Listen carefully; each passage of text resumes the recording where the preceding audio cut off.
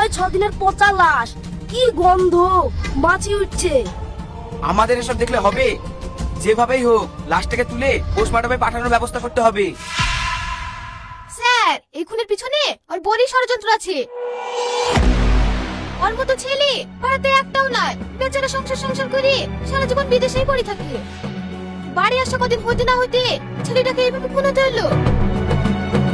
এই খুনের আমরা বিচার চাই।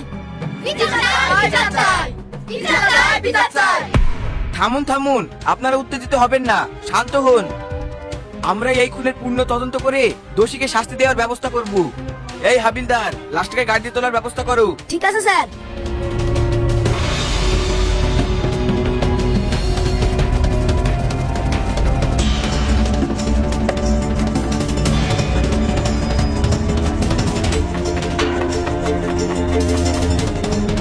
দেখি, সরুন সরুন।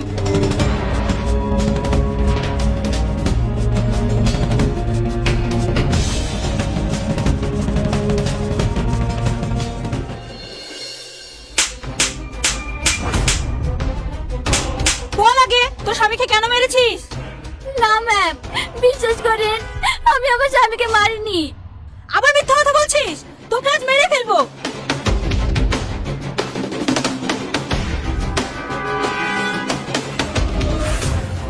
স্যার আসামিকে স্যারের ঘরে নিয়ে যেতে বললো।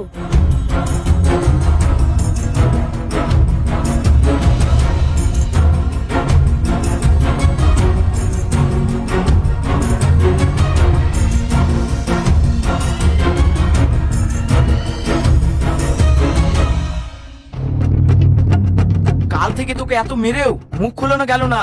সত্যি করে বল, তোর স্বামীকে কে মেরেছে? না হলে তোর মুখ খোলানোর জন্য আমাদের কাছে অন্য ব্যবস্থা আছে।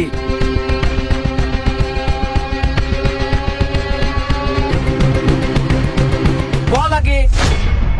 বলছি স্যার, বলছি।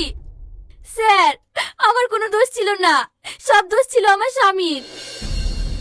শাবনাম, ও আমার কাছের বন্ধু, ও খুব ভালো ছেলে। যতই ভালো ছেলে হোক না কেন, তুমি বাড়িতে নেই, আমি আর বুড়ি বাড়িতে একা থাকি। একটা পরপুরুষ এসে যদি বাড়িতে থাকে তাহলে পাড়ার লোকজন কি বলবে? শাবনাম, তুমি এত চিন্তা করছো কেন? আমাদের পাশের ঘরটা তো ফাঁকা পড়েই আছে। আর ও আমার কাছের বন্ধু, ও আমাদের গ্রামে একটা ব্যবসা করবে। এখনো জায়গা ঠিক হয়নি বলে ও আমাদের বাড়িতে কিছুদিন থাকবে।